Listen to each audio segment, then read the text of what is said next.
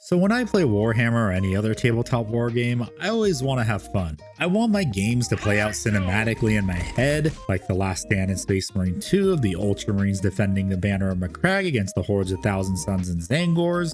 It's like GW was trying to tell us something. I want the game to be an even match so it can go either way, and it all comes down to the skill of the player, not how broken the army is. And I wanted 10th edition to do that. Unfortunately, it failed me in that regard. Yeah, at the beginning it was the Warhammer I loved, but as the edition dragged on, data slates went by, codexes were released, rules rewritten, and new models were revealed, I slowly started to stop playing Warhammer altogether and just focused on painting, albeit at a snail's pace.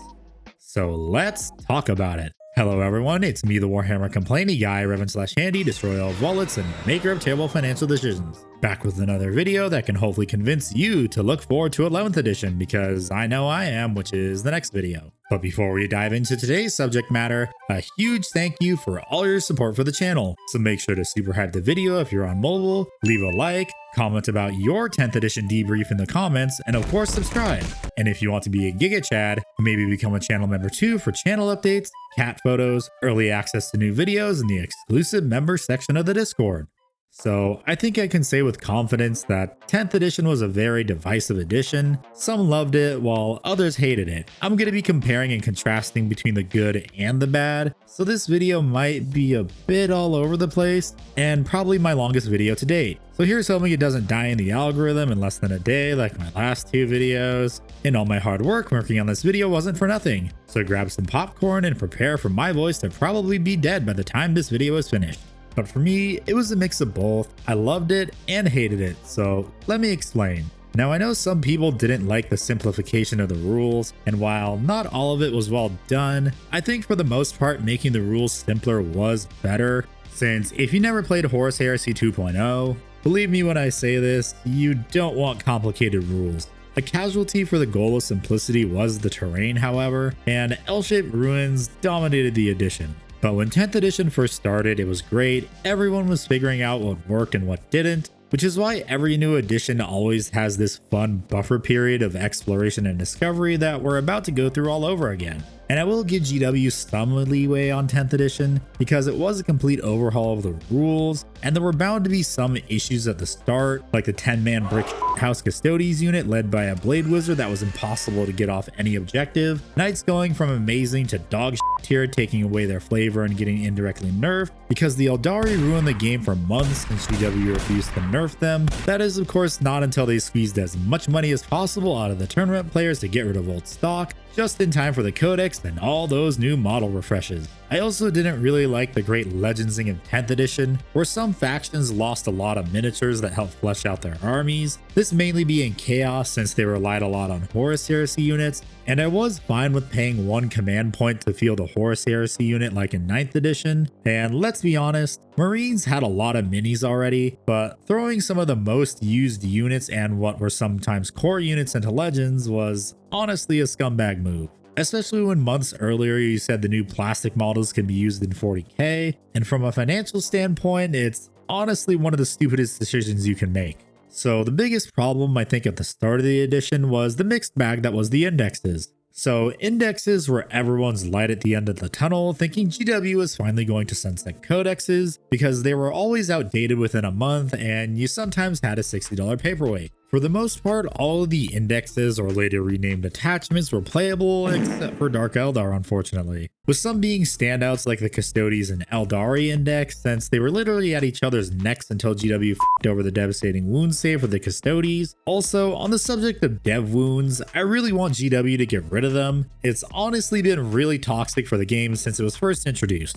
since a lot of armies were trying to abuse the shit out of it with Eldari and Votan being the worst defenders, and it just made the game more killy if that makes any sense. But for the most part, I loved attachments because they were free and also regularly updated, so you didn't have to print out a bunch of addendums to your codexes like the days of old, unless you were using a codex attachment of course. Codex creep was also more blatant than ever, being feast or famine, since there's 4 individuals writing codexes for GW, and you could tell which GW employee wrote which codex if you paid attention to the language used. A good example of this is the Custodes and Dark Angels Codex. Both were written by C Team, and it was very apparent when either a few weeks later or the exact same day when another codex released, it was written by either A Team or B Team. And only after releasing so many new detachments were some armies actually in a good spot and not always an auto lose. But I hated, emphasis on hated, the shift GW made from narrative and flavorful armies to the hyper-competitive and esports like shift we saw in 10th edition.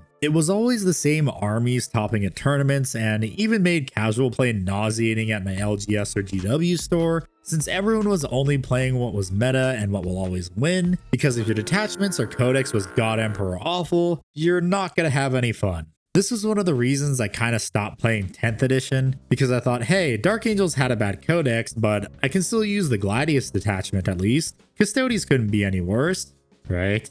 Oh boy, was I wrong. So Null Maiden's Vigil was an interesting detachment, but I don't know anyone that has that many Sisters of Silence, nor do I want to spend over $1,000 to paint a bunch of minis that have pretty much been sidelined until further notice. Talons of the Emperor, when it first came out, was actually one of the more successful detachments, but not really. And again, Sisters are expensive and you really had to put in a lot of effort just to make the army work. Since you had to balance and position where your Custodes and Sisters of Silence were on the board to get all the benefits associated with the detachment, which was a massive pain in the ass since they needed to be within 6 inches of each other at all times. That is, unless you spent 25 points for Champion of the Imperium for a 9-inch aura. And this army was also so command point hungry too, which meant you had to be strategic when popping stratagems. Now, Shield Host and Auric Champions, from what I remember, were the only detachments that worked consistently for the most part, but this was honestly way later into the edition. Auric Champions was the most successful because it made Custodes feel like Custodes, since you had to take a lot of named character units, shield captains, and the almighty Blade Wizard.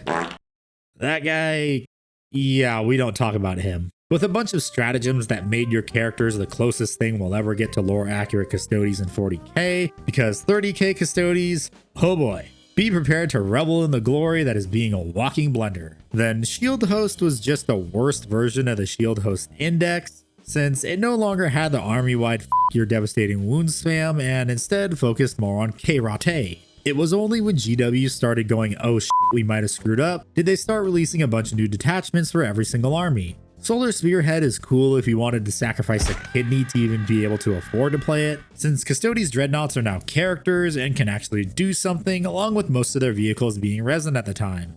Please don't Legends them, GW. And Lions of the Emperor should have been included in the Codex from the start, maybe replacing Null Maiden's Vigil, since again, Sisters of Silence are stupidly expensive, and also it was another one of those detachments that make Custodes feel like Custodes. I think the main problem 10th edition had was just the loss of flavor and thematic elements to armies, like how Dark Angels didn't really have a dedicated Deathwing detachment that felt like Deathwing, and as I said, Custodes were all over the place trying to find their identity, and Knights, they were actually okay, decent codex, good job. But by then, it was honestly too late and I still had no desire to play. A little bit more on the simplification of the rules. I for the most part liked it because there were less things to remember and keep track of, unlike Horus Heresy. And every unit having their own special ability was nice, because then you could mix and match character units into different squads to find what suited your army the best, with some obviously being better than others, but it also becomes a problem when your army has a high volume of units like Guard or Tyranids. But I think what was arguably the best thing about 10th edition was the sheer amount of new miniatures released. Also, yes, I know the Year of Chaos was lackluster and there were some models that were disasters. Looking at you, Sanguinary Guard. I myself didn't buy many minis this edition, but the ones I wanted or want to get are all well designed for the most part and interesting, like the new Nightbringer, which is at the top of my list. Space Marines got some nice minis like always, both Loyalist and Chaos, albeit Chaos didn't get as many, while Xenos got banger after banger, even though I'll never really get a Xenos army, but I will buy the minis I think look cool and want to paint. But minis are of course nothing without a carrying case, like from the sponsor of today's video, Tabletop Stronghold. Are you ready for the start of a new edition and possibly new army? I know I am, but I don't think you are. because you need to get yourself a Mag Case 2.0 to not only make your next trip to the game store less stressful with its 30 MDF construction, but to also make a statement that you're ready for whatever new shiny GW throws at you. So take pride in magnetizing your minis to these adjustable magnetic trays created by the all-powerful Magnet Wizard. But what's this? No more circular objective markers? Well, Tabletop Stronghold has got you covered with a very affordable complete MDF terrain set by either itself or in a combo with that perfect mag case that suits whatever size army you have, like the Mag Case Mini for me. But if you want to help me help you, use my link in the pinned comment or description and use code CRAFT25 for 25% off your next order. So thank you Tabletop Stronghold for sponsoring this video. If you want to get any mag case or case and terrain combo that ships to pretty much anywhere in the world for free, go to tabletopstronghold.com.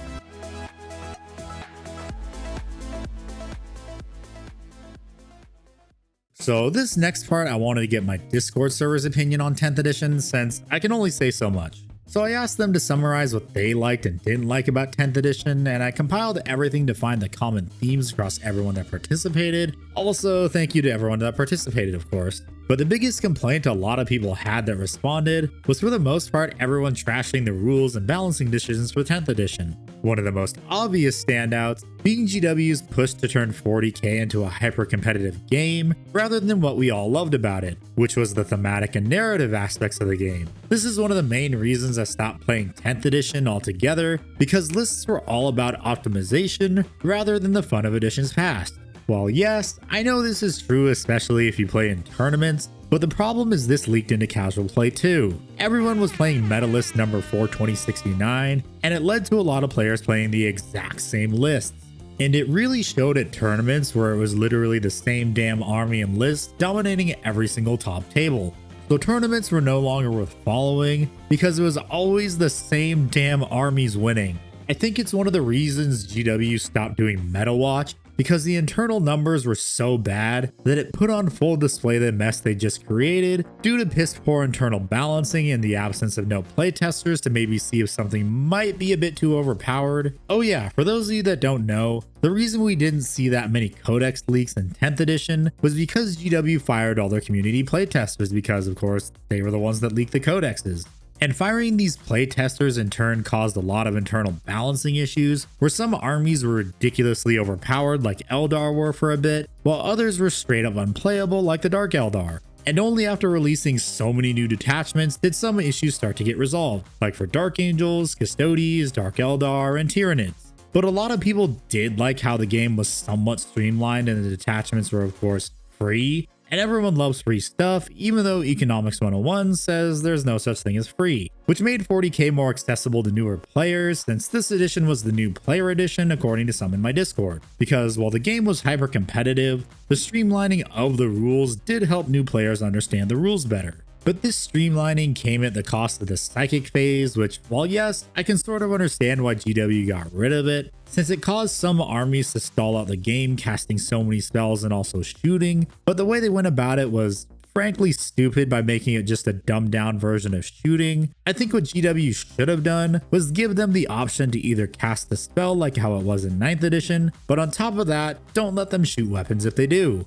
This then allows for the game to go by faster because you're not waiting for your opponent to roll dice for casting spells and Perils of the Warp, along with shooting. Or, as my editor Ickbart suggested, is to go with old school Psychic, where the psychic abilities were activated in the recording phase, mind bullets were in shooting, abilities to bolster your stats or weaken your enemies during the command phase, etc, etc. L-shaped ruins of course also came up a few times, and I can kind of understand why. They aren't that great, along with the terrain rules being annoying, like units being able to Kool-Aid man through walls, or what constitutes your minis being obscured or not, or just in terrain. Which is why I'm hoping GW fine-tunes this, since we do know a little bit about 11th edition rules, rip everyone that sold objective markers, but the terrain layout was honestly really boring this edition with no variety or unique layouts. Like I mentioned in my debrief, Codex balance also came up a few times because again, let's be honest, Codexes were all over the place in terms of balance. Some were okay, some busted, and others straight up unplayable. And it really showed that firing the playtesters was a massive mistake.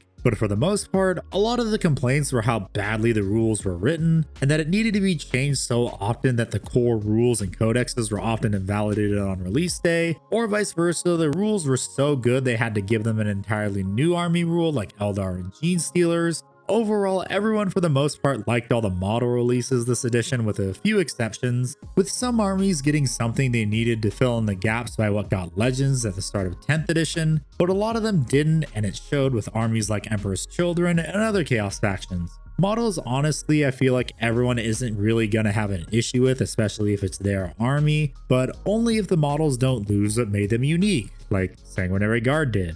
But a few other things people mentioned was Hero Hammer being too prevalent with too many named characters, making it feel not as special, loss of the narrative and thematic aspects of editions past, how it was great, vehicles didn't feel like they were made of glass like past editions, the great legendsing like I mentioned earlier, and a lot of things I already mentioned. I think this comment by a longtime subscriber and supporter of the channel is a perfect summary of 10th edition for a lot of people, because while yes, the models were great, a lot was lost along the way, causing balancing issues for some armies. Yes, 10th edition was a very beginner-friendly edition, tricking people into getting into a war game with its simplified rules, and also in part thanks to Space Marine 2. It was a horrible edition rife with game-breaking balancing issues, bad army rules for a lot of armies, making them unplayable until they eventually got fixed. But it was already too late, and a lot of people either moved on or stopped playing altogether, creating a so-called Lost Edition, which I feel like perfectly describes 10th edition in a nutshell, since it was a complete rewrite of the rules that turned 40k on its head and heavily divided the community since it was such a chaotic mess. But hey, here's hoping that 10.5th edition, 11th edition, will fix all these problems, and so far from what we know, it seems like a step in the right direction. So anyways, thanks for watching the video. If you want to support the channel, I would greatly appreciate it if you subscribed along with hitting the like button and the bell for upload notifications, but I'll see you all in the next video, and remember, when you play Warhammer, being poor is a choice.